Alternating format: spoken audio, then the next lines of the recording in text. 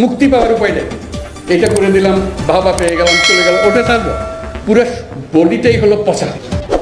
বাংলাদেশের সাম্প্রতিক কোটা সংস্কার আন্দোলনের পথ ধরে সেনাবাহিনীর হস্তক্ষেপে গত 5 আগস্ট পদত্যাগ করেছেন প্রধানমন্ত্রী শেখ হাসিনা। বিদায় নিয়েছে তার সরকার, ভেঙে দেওয়া হয়েছে 12তম জাতীয় সংসদ।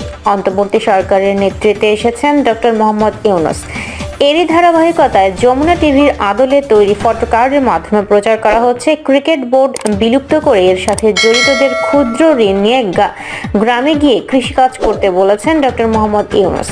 রিউমার স্ক্যানার টিমের অনুসন্ধানে জানা যায়, বিসিবি প্রসঙ্গে ডক্টর ইউনূস সম্প্রতি কোনো মন্তব্য করেননি এবং যমুনা টিভিও একই দাবিতে কোনো ফটোকার্ড বা সংবাদ প্রকাশ করেনি।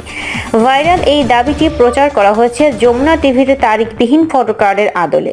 সত্যতা যাচাইয়ে যমুনা টিভির ফেসবুক পেজে সাম্প্রতিক সময়ে প্রচারিত ফটোকার্ডগুলো পর্যবেক্ষণ করে আলোচিত দাবিতে কোনো ফটোকার্ডের অস্তিত্ব মেলেনি।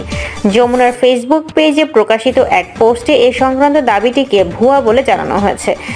এছাড়া অন্যান্য গণমাধ্যমে এ সংক্রান্ত সংবাদ মেলেনি। সুতরাং বিসিবি প্রসঙ্গে ডক্টর ইউনূসের মন্তব্য করেছেন শীর্ষক দাবিটি মিথ্যা এবং আলোচিত দাবিতে যমুনা টিভির নামে প্রচারিত ফটোকার্ডটি ভুয়া ও বানোয়াট।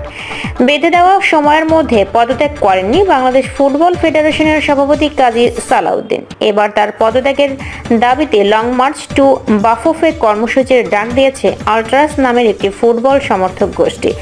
রোববার কর্মসূচির ডাক দিয়েছে সংগঠনটি। লং মার্চ সফল করতে সর্বস্তরের মানুষকে কর্মসূচিতে যোগ দেওয়ার আহ্বান জানিয়েছে তারা।